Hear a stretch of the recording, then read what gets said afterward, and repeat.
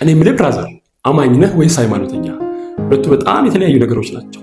አማኝ ላመነበት ለዛ ነገር እያንዳንዱን እርምጃውን የሚወስን ለዛ ለታመነለት ነገር የሚኖር በልቡ ጭምር ሰው ባላየው ጊዜ እንኳን ለዛ ለታመነለት ነገር የሚታመን ሰው ነው። እግዚአብሔርን ደስ የሚያሰኘው እንደዚህ አይነት አማኝ ነው። መጽሐፍ ቅዱሳችን በዕብራውያን መጽሐፍ ምዕራፍ 11 ላይ እንደሚናገረው ያለ እምነት እግዚአብሔርን ደስ ማሰኘት አይቻልም። ደግሞ ሃይማኖተኛ አለ። የተለያዩ ሃይማኖት ስርዓቶችን ያውቃል፣ ኳየር ላይ ይዘምራል፣ ይሰብካል፣ መድረክ ላይ በጣም ጎበዝ ነው፣ ነጠላ ለብሶ ሲሄድ በጣም ይችላል፣ ሶላት ይሰግዳል፣ ያሉትን የሃይማኖት ክራይቴሪያዎች በሙሉ ያሟላል።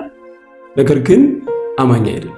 ኢትዮጵያ ሀገራችን 99% በላይ ህዝቧ ሃይማኖተኛ እንደሆነ ይነገራል። ነገር ግን እንደዚህ አይነት ጥፋት ውስጥ እንደዚህ አይነት ኬዎስ ውስጥ የምናልፍበት ምክንያት ሃይማኖተኛ ብቻ እንጂ አማኝ ስላልሆነ እንደሆነ እንድትረዱ ፈልጋለሁ።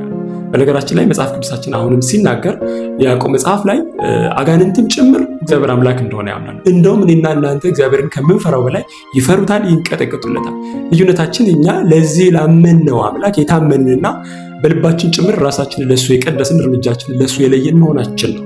ስለዚህ ሌላውን ተውትን፣ ሃይማኖታችንን ልዩነታችንን ትታችሁት በክርስትናው ዓለም ውስጥ ብቻ የምንገኝ ወይም 66 መጽሐፍ ይኖረን 70 ምናምን መጽሐፍ ይኖረን ወይ 80 ምናምን መጽሐፍ ይኖረን አትሊስት በ66 እንስማማለን ማለት ነው። ስለዚህ በዚህ መሰረት ቢያንስ በ66 ውስጥ ተውት 66ቱን መጽሐፍ ትቸው ከዛ ውስጥ አንድ ጥቅስ ብቻ ወይም ደግሞ እንዲህ የሚለውን ሌላ ሰው ለአንተ ሊያደርግልህ የምትፈልገውን አንተ ደግሞ ለዚያ ሰው አድርግለት ብሎ የሚለውን ቃል ብቻ ብናምን በእውነት ነው የምነግራችሁ ምድራችን ትፈወሳለች።